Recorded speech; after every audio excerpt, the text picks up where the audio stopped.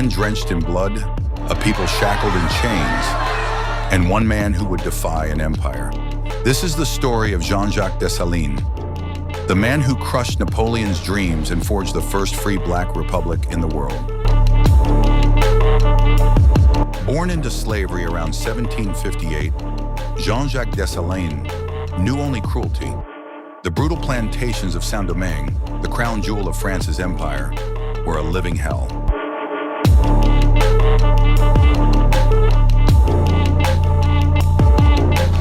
Slavery here was among the harshest in the world.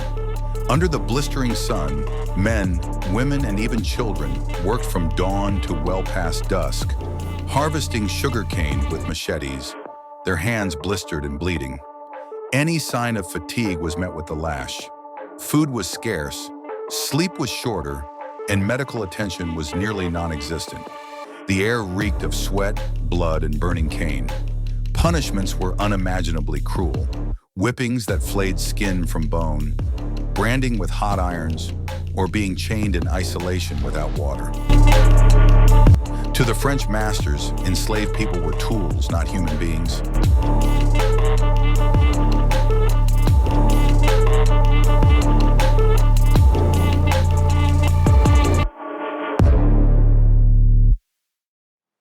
As a field slave, Dessalines bore the scars of the whip, but deep within him burned a relentless fire, one that would soon set the world ablaze.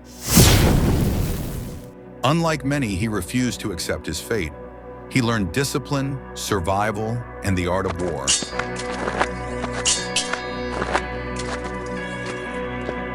And when revolution came knocking, he was ready. In 1791, the enslaved people of Saint-Domingue rose in revolt. It began with a voodoo ceremony in Bois Caïman, where a fiery leader named Boukman Dutty called upon the spirits of the ancestors to guide their hands in rebellion. What followed was an inferno. Plantations were set ablaze.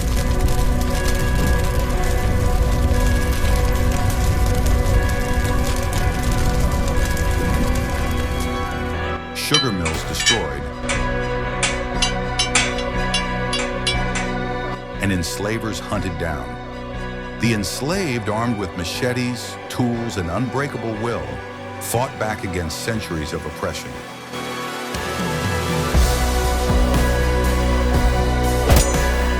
The French colonists were stunned.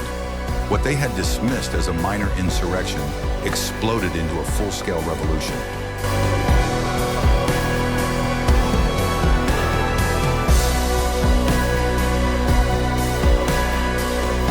Amid the chaos, a brilliant strategist emerged, Toussaint Louverture, a former slave who quickly became the intellectual and military leader of the uprising.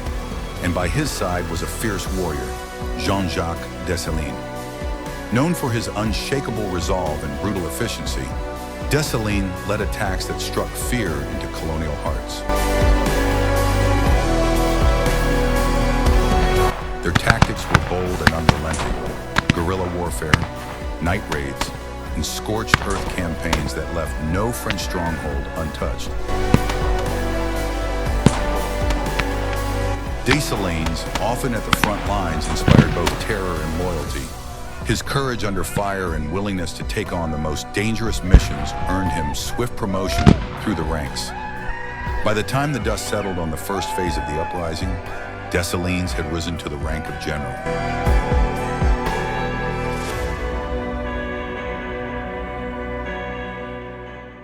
Dessalines learned from the best, fighting alongside Toussaint Louverture against both the French and Spanish. But when Toussaint was betrayed, captured, and sent to die in a French prison in 1802, Dessalines became the leader of the resistance. Unlike his predecessor, Dessalines had no illusions of peace with the French. He knew that only one path remained: total war. Toussaint tried to reason with the French, and they chained him like a dog. But I tell you now, there will be no peace with our oppressors. We will fight, we will burn their cities, and we will drive them into the sea. Under Dessalines' command, the Haitian forces fought with ruthless precision. He employed scorched earth tactics, burning plantations and leaving no resources for the enemy. The French, weakened by yellow fever and relentless attacks, began to crumble. Napoleon's once invincible army was brought to its knees.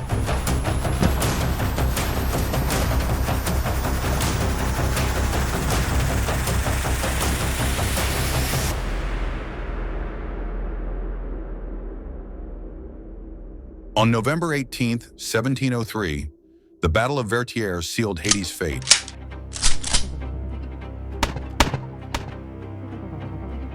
The last remnants of the French forces were crushed. The air was thick with smoke and iron. Haitian fighters charged through mud and cannon blasts, their war cries tearing through the roar of musket fire. Drums pounded like thunder in their chests. Sabers clashed. Bayonets pierced the fog. The ground shook beneath the weight of battle as the French lines buckled. Blood mixed with rain and the Haitian fighters surged forward, unstoppable.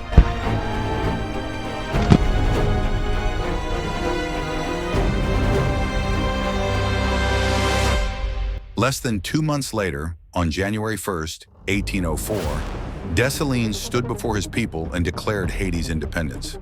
It was the first nation in the Western Hemisphere to abolish slavery entirely.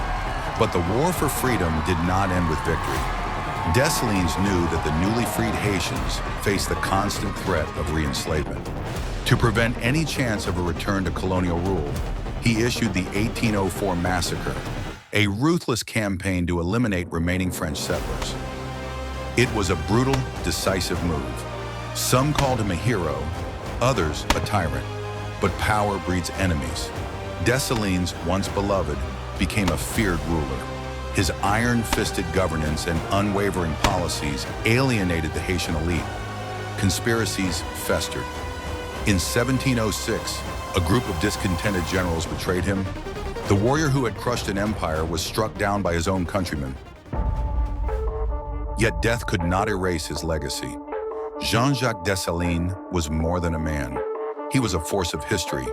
His defiance inspired countless revolutions, proving that even the mightiest empires could fall before the will of the oppressed.